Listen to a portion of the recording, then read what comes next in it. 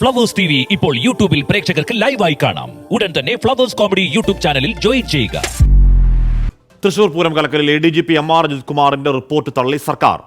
ADGPക്കെതിരെ DGP ഉന്നയിച്ച കാര്യങ്ങളിൽ അന്വേഷണം വേണമെന്നാണ് ആഭ്യന്തര സെക്രട്ടറി വിശ്വനാഥ് സിൻഹയുടെ ശുപാർശ.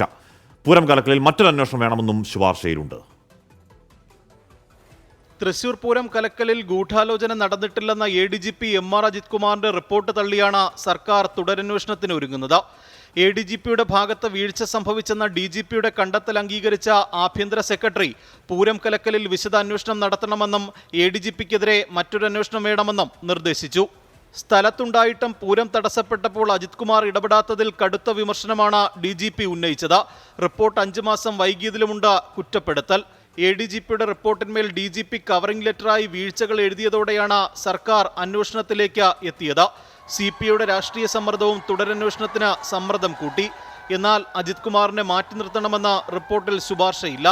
ക്രൈംബ്രാഞ്ച് മേധാവിയുടെ നേതൃത്വത്തിലുള്ള അന്വേഷണമായിരിക്കും പൂരം കലക്കലിൽ ഉണ്ടാവുക. ഇതു സംബന്ധിച്ച ഉത്തരവ് വൈകാതെ പുറത്തിറങ്ങും. ആഭ്യന്തര സെക്രട്ടറിയുടെ റിപ്പോർട്ടിന്റെ അടിസ്ഥാനത്തിൽ തീരുമാനമെടുക്കുമെന്നായിരുന്നു മന്ത്രിസഭാ യോഗത്തിലെ മുഖ്യമന്ത്രിയുടെ നിലപാട്. 24 തിരുവനന്തപുരം.